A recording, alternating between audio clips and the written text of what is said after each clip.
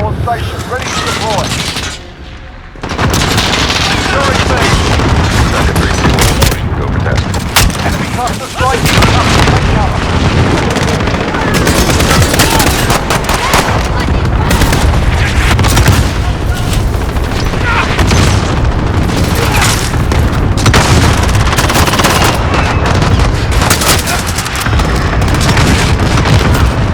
Securing B. Reloading. They've got 2 objectives. Keep it. Drag, we're taking some fire.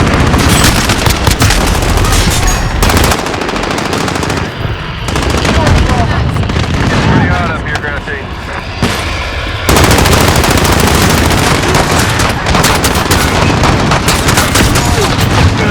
Hostiles in range control.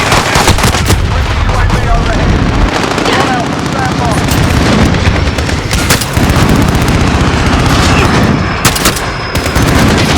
In the cargo container.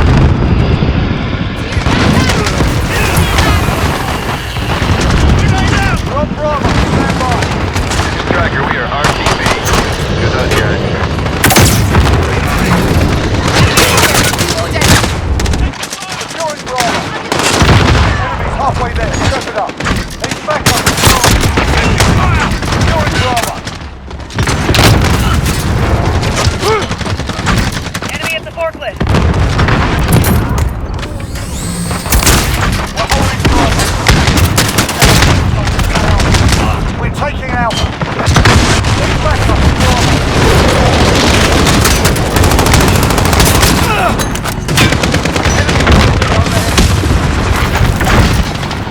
Friendly chopper running on all units.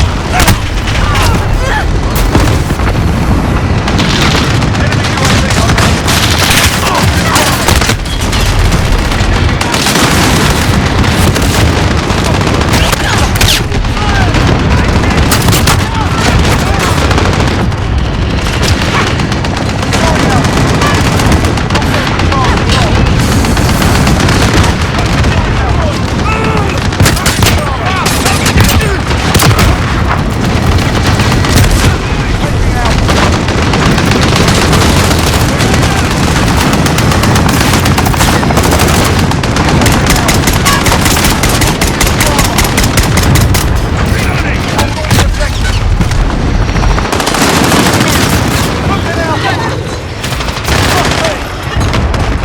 Taking control. Friendly Wilson on station.